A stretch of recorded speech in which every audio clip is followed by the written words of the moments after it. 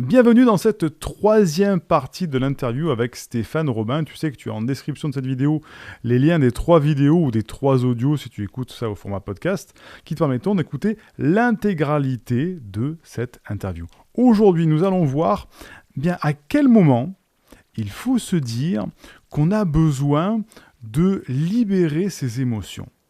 Et justement, Stéphane va te donner les méthodes pour y arriver, pour arriver à se libérer. On a souvent les émotions quand on est au potentiel, notamment au potentiel émotionnel, les profils complexes, à avoir les émotions soit à fleur de peau, qui explosent, soit les émotions beaucoup trop contenues et on se coupe totalement de ces émotions. Ben justement, on va voir ensemble dans cette vidéo comment arriver à libérer ces émotions.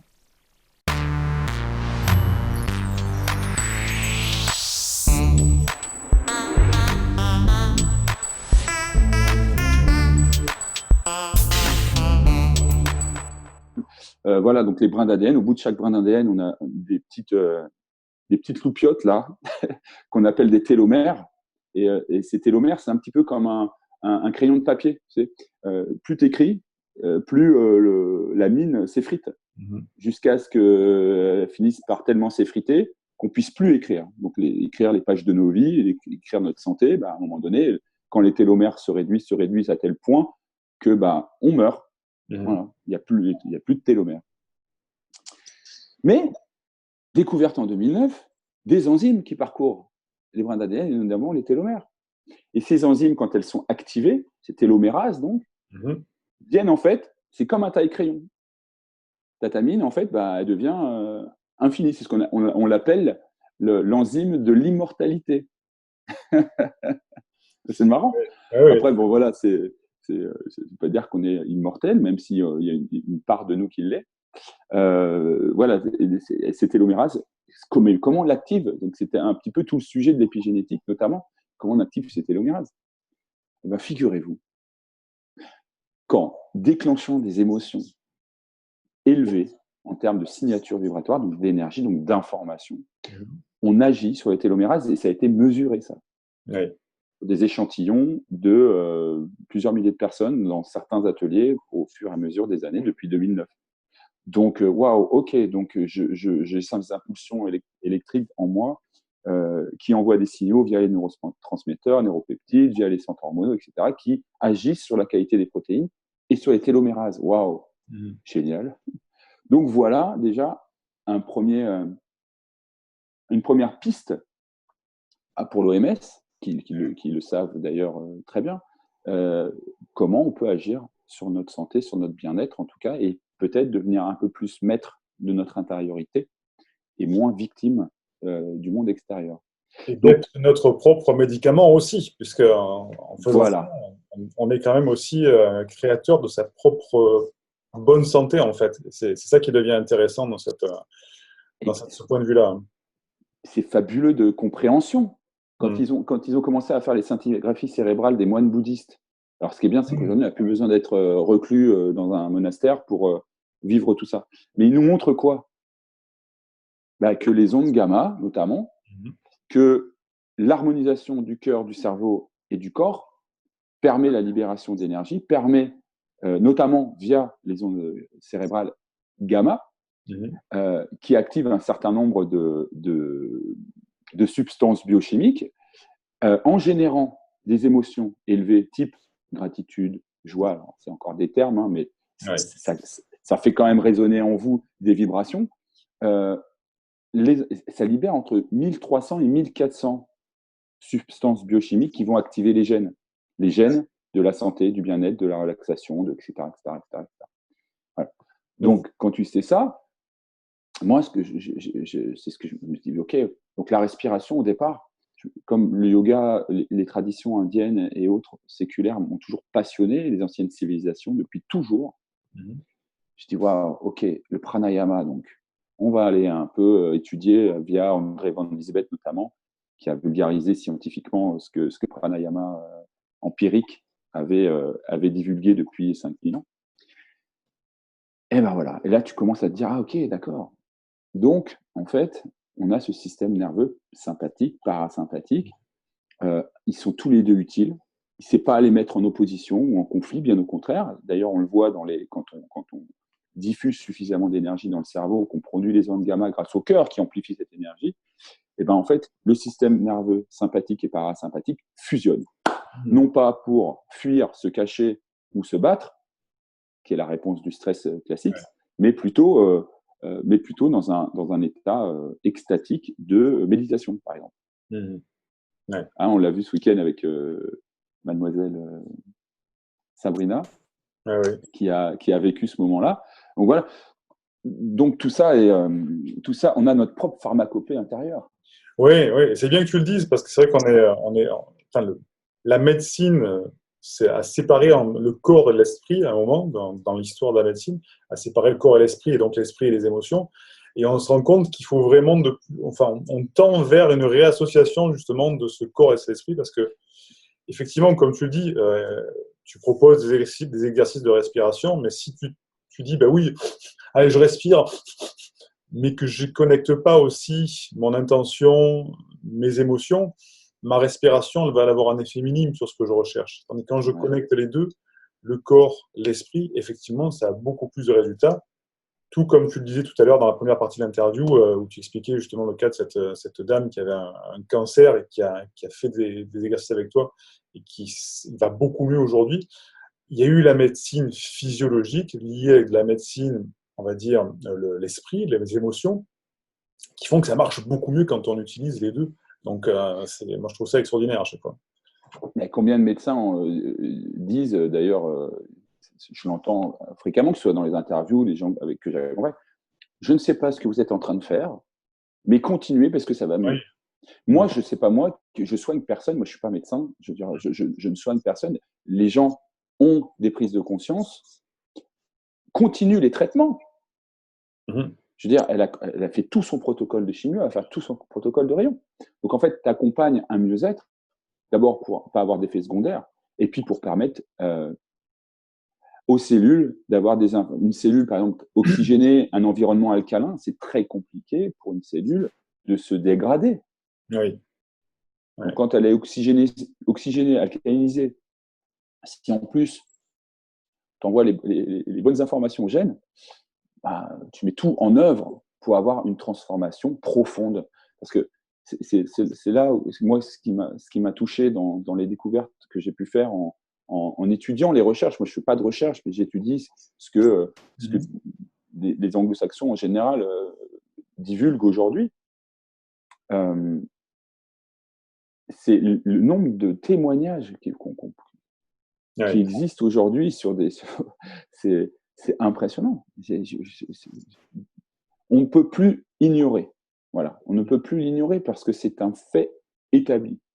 Alors, il y aura toujours des résistances. Moi, je les comprends et je les accepte. On est tous à notre propre chemin, à notre stade d'évolution. Et encore une fois, il ne s'agit pas d'opposer les uns aux autres. Est-ce qu'on ne peut pas trouver une harmonie? Est-ce qu'on ne peut pas trouver un terrain d'entente? Est-ce qu'on ne peut pas fonctionner ensemble? C'est ça, le propos. C'est intéressant ce que tu dis, parce que ça me permet de rebondir sur une autre question que je voulais te poser. Par rapport à ça, enfin, j'ai encore deux questions à te poser. Par rapport à ça, c'est à quel moment est-ce qu'on doit justement s'intéresser à ce que tu expliques, c'est-à-dire s'intéresser à soi, ses émotions, tout ça.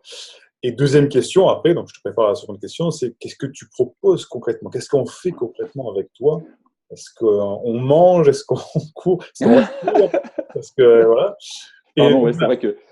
Première question, c'est à quel moment, parce que tu le sais très bien, je sais bien de le dire aux gens qui nous écoutent, on a tous un parcours, une évolution psychologique, spirituelle, et il y a des moments où on est prêt, on n'est pas prêt à faire des transitions, faire des choses. Donc à quel moment est-ce qu'on doit se dire, tiens, il faudrait peut-être que je m'occupe de ce qu'il est en train de me dire Stéphane, il faudrait peut-être que je me reconnecte avec mes émotions, peut-être pour me libérer.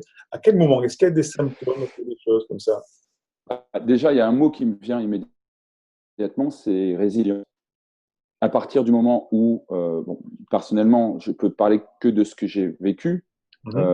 J'ai été pendant une période de ma vie SDF. Je me suis retrouvé donc avec ces problèmes de santé graves, à me libérer d'une addiction aussi, qui traînaient, de cette agression sexuelle, etc., d'une violence aussi physique que j'ai pu subir plus jeune. Donc tout ça, en fait, à chaque fois qu'il se passait quelque chose, j'en voulais pas aux gens. J'avais pas cette envie de vengeance ou de, tu vois, envers moi-même, oui, je pouvais l'avoir. J'étais pas content de moi, tu vois. Et je pense qu'à partir du moment où on a les mots qu'on échange en ce moment résonnent en soi. C'est pas ton mental là qui est en train de faire résonner le mot. C'est ton cœur, c'est ton intuition, c'est la puissance du cœur.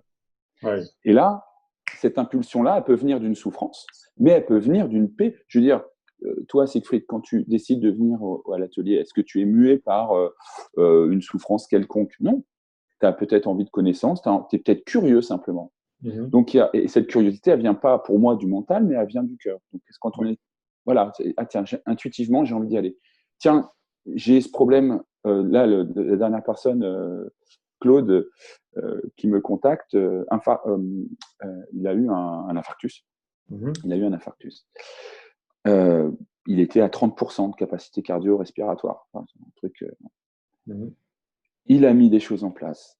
Il s'est confronté à lui-même. Il y a été avec détermination, assiduité et enthousiasme. Il a retrouvé 56%. Et il continue à faire son travail. Wow. Ouais. Mais il n'a pas pour ça été chercher. Enfin, oui, il m'a demandé de l'accompagner, le plan physique, le plan de respiration, qu'est-ce qu'on pouvait mettre en place. Et souvent, les gens qui me demandent ne savent pas vraiment dans quoi ils s'embarquent. Au départ, il y a peut-être l'aspect physique ou l'aspect émotionnel, peut-être, et bim, il se passe des choses. Et voilà, donc ça peut être mué par une souffrance aussi, ça peut être mué par des questions sans réponse. Ça fait des années que je me pose des questions.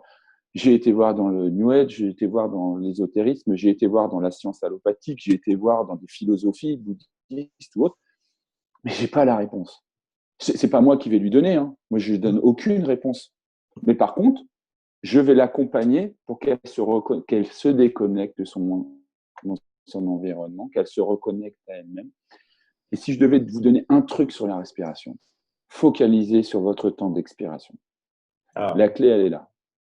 Focalisez sur le temps d'expiration. Parce que quand on focalise sur le temps d'expiration, on stimule le système nerveux parasympathique via le nerf vague, qui est... si vous avez envie de faire des recherches sur le nerf vague, allez-y, vous allez en découvrir beaucoup. Et notamment dans l'harmonisation du cœur, du cerveau, dans le fait de freiner un petit peu, de se reconnecter à soi, de ralentir les ondes cérébrales, d'ondes bêta hautes à ondes bêta basses, à ondes alpha, à ondes theta, à ondes delta, et ondes gamma du coup maintenant.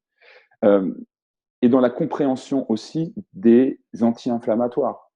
Je n'ai plus que expérimenter et donc relater ce que j'ai vécu ou que d'autres l'ont vécu.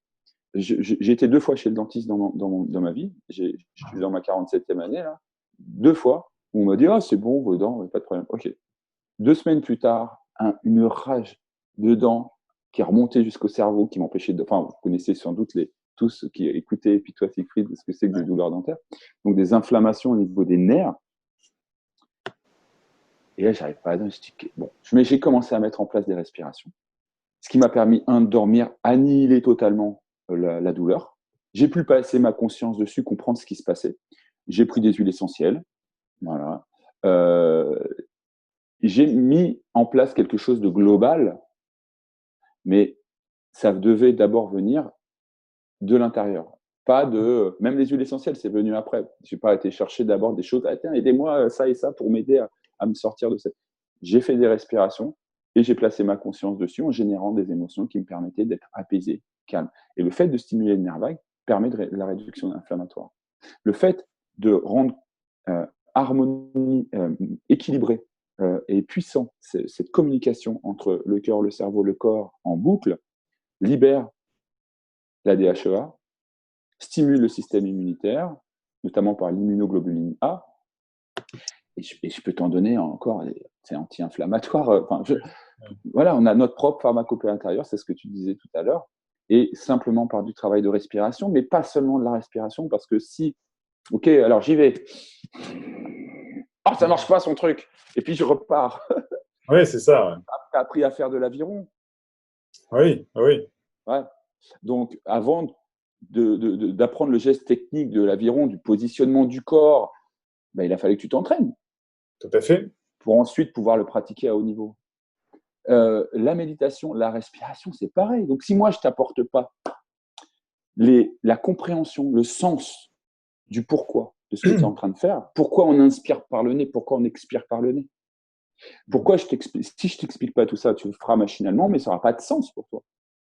Donc, moi, ce que j'ai besoin, c'est d'avoir de la connaissance, non pas pour être un puits de connaissances, je m'en fiche, mais pour voir le partager. Et voilà comment ça fonctionne dans ton corps. C'est pas moi qui me dis. Si tu as des références scientifiques, vas-y faire tes recherches. La respiration, la méditation, générer des émotions. Mais générer des émotions, mais c'est trop dur. Ben oui, on nous a coupé nos émotions pendant tellement d'années. Mais c'est possible. Et on l'a vécu le week-end dernier. C'est possible et c'est puissant. Voilà. Donc, et pour la méditation, c'est pareil. Donc après, oui, tu le disais tout à l'heure, c'était fort juste et approprié. Et j'entends beaucoup parler du couplage pensée-émotion.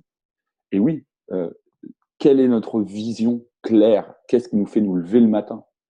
Quelle émotion je peux associer à ma vision de qui je veux être, de l'expression idéale de moi-même? Mais ça suffit pas. Ça suffit. Il en manque un élément. C'est la mise en action. Ah. C'est la mise en action. À qui le dis-tu? Voilà. Donc, s'il n'y a pas la mise en action, alors oui, tu vas être oh, j'ai médité. Et moi, combien de fois j'ai entendu oh, j'arrive pas à méditer, c'est pas pour moi ce truc. Ouais, okay. Mais est-ce que tu comprends ce qui se passe? Oui. Pourquoi d'un seul coup, tu as des pensées qui émergent et qui te font te dire vas-y, tu as pensé à envoyer l'email à ta belle-mère? Tu as pensé à appeler ton collègue ou ton client? Tu as faim, va manger. Et ton corps fera tout ce qu'il faut pour te sortir de là. Et pourquoi? Parce que tu l'as autorisé inconsciemment, sûrement, à se nourrir, à se shooter à l'adrénaline et à la cortisol et autres. Donc, pendant des années, tu as construit des circuits cérébraux synaptiques muets, influencés par les hormones du stress qui sont hyper addictives. Ah oui. Donc là, du jour au lendemain, tu dis bah non, c'est fini. Ah bon, c'est fini. Ah, t'es sûr? Bah oui, c'est fini. Ok, donc je fais mes méditations, je fais mes respirations. Mais voilà, c'est ça le truc. C'est que là, tu commences à avoir des survocalisations, tu vas avoir des pensées intrusives là, qui te sabotent et qui te disent ah, fais ci, fais ça, tu commenceras demain. Pourquoi tu fais ça? Mais t'as vu? Et en fait, tout sera fait pour te sortir de là. Et c'est ni plus ni moins ton ego qui communique via ton mental. Et donc, par ta responsabilité. Voilà, c'est ta responsabilité. C'est un mot qui est important parce que se rendre compte qu'on a pu se rendre malade, se rendre compte que notre mariage qui a foiré, se rendre compte que nos enfants qui nous aiment pas ou qui disent qu'ils nous aiment pas, on pourra toujours dire c'est de la faute de mon mari parce qu'il m'a laissé seul avec mes 4 enfants. On pourra toujours dire c'est de la faute de l'air pollué qui fait qu'aujourd'hui je suis malade. Ouais. On pourra toujours trouver des excuses. Mais au final, quand tu commences à faire ta résilience, quand tu commences à vraiment travailler, c'est là que tu réalises, oh putain, pardon pour le terme, mais c'est moi en fait. C'est moi qui suis à l'origine de tout ça. Pas tout, évidemment. Je suis pas en train de dire que on peut pas se retrouver en statut de victime. Évidemment, ça existe. Je parle de tout ce sur quoi on a la main. Voilà. Après, on pourrait très bien parler aussi de être humain. Ça signifie aussi l'âme en voyage, et que cet âme en voyage-là choisit aussi un plan d'incarnation, choisit de vivre certaines choses. Voilà, ça c'est ma croyance, c'est ce en quoi je crois, je ressens profondément. C'est pas le cas pour tout le monde et je le comprends très bien. Tu parlais tout à l'heure de spiritualité et de science. Aujourd'hui, avec les gens avec qui je travaille, je parle très peu de spiritualité finalement. Je parle beaucoup de science Mais la spiritualité, je la formule différemment pour que ça ait du sens. Voilà. Oui. Et que pour moi, la spiritualité, c'est l'esprit. L'esprit, c'est conscience, c'est énergie. Et qu'est-ce d'autre finalement que ça? L'énergie qui nous entoure et qui est faite d'informations, de photons. Et on est tous connectés. C'est beau comme mot. Ouais, on est tous reliés les uns aux autres. Ouais, mais oui, je crois qu'à un certain niveau de conscience, on est tous reliés les uns aux autres. Siegfried, j'imagine que ça t'arrive régulièrement de prendre ton portable, tu veux appeler ta mère. Ah putain, maman m'appelle. Allô? Ah bah justement, je pensais à toi. Je veux dire, des intuitions, des synchronicités. Pour faire une petite parenthèse sur les synchronicités, de ce que j'en sais, de ce que je ressens, la synchronicité, elle a toujours été là en fait. Ouais. Elle a toujours été là, mais tu l'as jamais vue. Ah, Tu posais pas ton attention. Que tu dis là, ouais. Tu posais simplement pas ton attention. Ça t'est déjà arrivé, c'est le fait d'acheter une nouvelle bagnole, tu sais, tu penses, tiens, je vais acheter une Mégane rouge, puis en plus, j'en vois pas beaucoup, puis d'un seul coup, tu es dans ta caisse, puis tu en vois partout. Parce que là où tu poses ton focus, ta concentration, ton attention, c'est là où tu mets ton énergie. Le fameux SAR, le système autonome réticulé qui te porte ton attention sur ce que tu... Voilà. Donc, qui est le reflet, finalement, ton monde extérieur est le reflet de ton monde intérieur. Voilà. Donc, si ton monde intérieur, tu le changes, et tu disais la phrase tout à l'heure, si mes souvenirs sont bons, si tu veux changer le monde, commence par toi-même, qui est une phrase de... C'est Nelson Mandela ou Gandhi, je me souviens plus. Honte sur moi, pardon. En bref, d'un homme de cœur, en tout cas, relayé par je fais de la pub là, mais j'ai découvert un monsieur qui s'appelle Camille Massanaba, qui est un chanteur de reggae français, qui a un groupe qui s'appelle Ryan. Camille Massanaba, c'est ça? Camille Massanaba. Camille, donc K-M-I-2-L-E. Ouais, et Massanaba, d'origine espagnole notamment, voilà, qui est dans les Pyrénées. Et là, je fais une grosse dédicace parce que c'est quelqu'un que j'ai découvert, j'ai eu un coup de cœur absolu pour cet être et sa luminosité. Et quand il est sur scène, je vous invite vraiment à écouter ses albums et les paroles et les vibrations qu'il y a derrière et les intentions qui sont mises. Dans ce monde de musique qu'on ne choisit pas tout le temps, qu'on entend un peu dans les magasins, etc., où il n'y a pas de phrases sans insultes, etc., je ne dis pas que c'est bien ou c'est mal. Moi, simplement, ça provoque un inconfort chez moi, donc je préfère aller là où je suis confortable. Et que j'écoute Camille Ryan, R-Y-O-N, d'abord, ça me transporte émotionnellement, mais au niveau vibratoire, c'est fabuleux. Et donc, il a un morceau qui s'appelle Changer le monde, où il dit justement, il reprend cette phrase, et son texte est juste...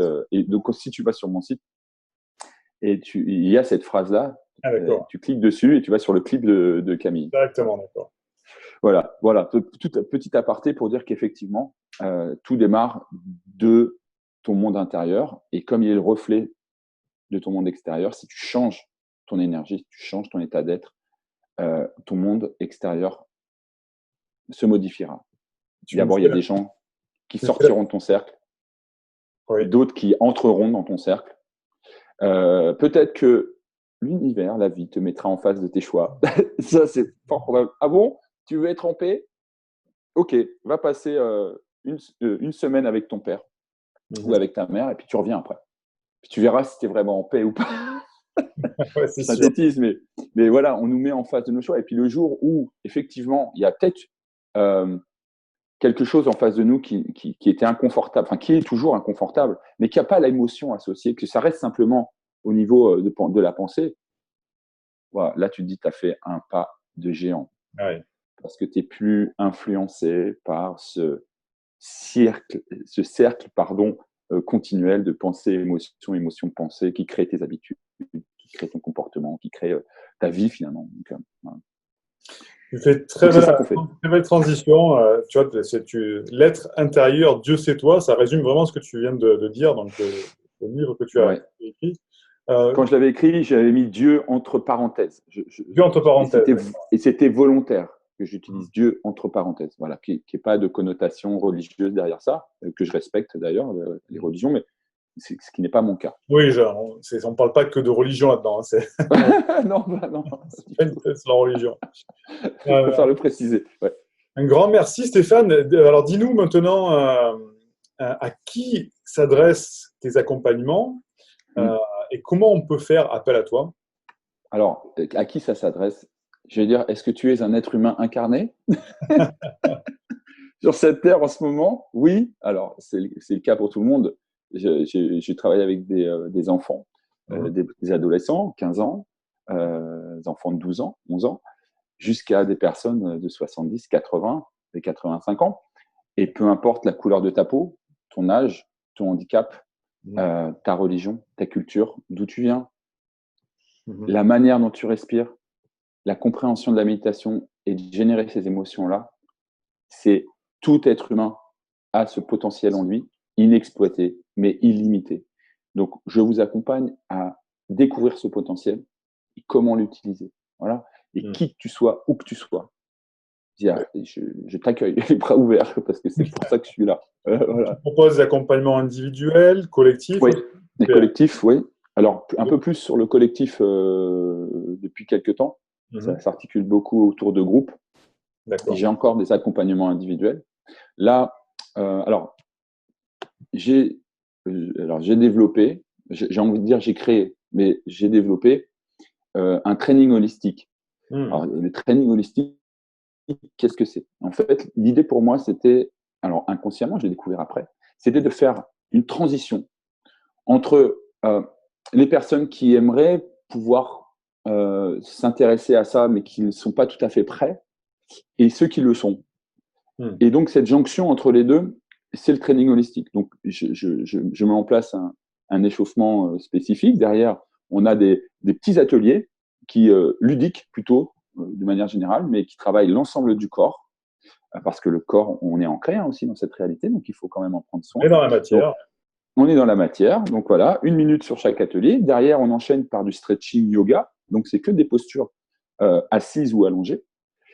On fait une induction en relaxation et on finit par ou méditation ou relaxation plus. Voilà, où là, ce qu'on a abordé en profondeur pendant les ateliers, là, un peu moins en profondeur, mais qui accompagne quand même les gens, ils commencent à réagir et à se dire, wow, ok, ça provoque des choses chez moi qui me font énormément de bien.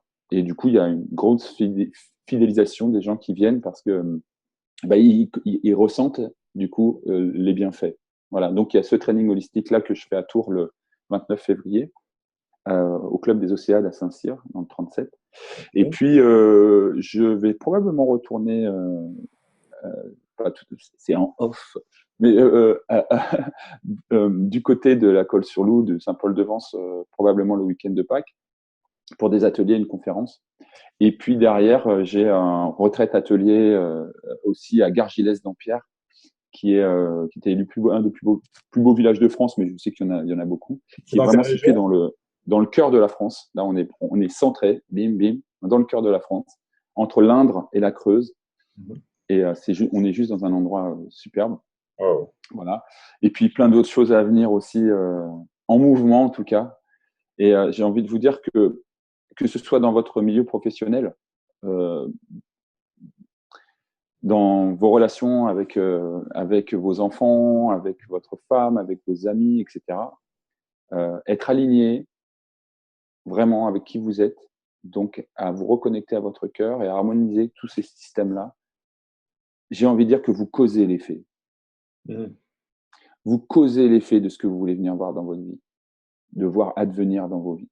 Vous devenez créateur vraiment de votre vie. Et tout se synchronise. À partir du moment où vous êtes là où vous devez être, avec cette énergie, avec cette bienveillance, avec cette compréhension, je ne vais pas dire que ça vous tombe tout cul dans les mains, parce qu'il y a un travail à faire. Il y a la mise en action qui est importante. Mais on peut causer l'effet de ce qu'on veut voir venir dans nos vies. Et pour ça, si j'avais qu'une chose à dire, c'est reconnaissez votre cœur et connectez-vous à lui. Pas simplement de manière comme on a pu le lire dans les livres ou voir dans les films.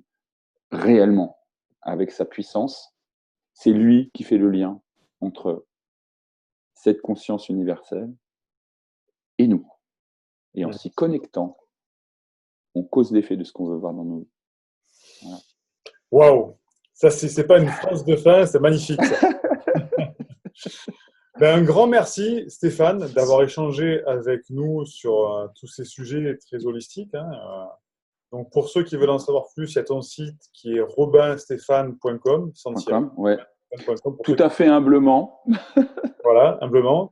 Il y aura de toute façon le lien dans le podcast dessous et dans la vidéo.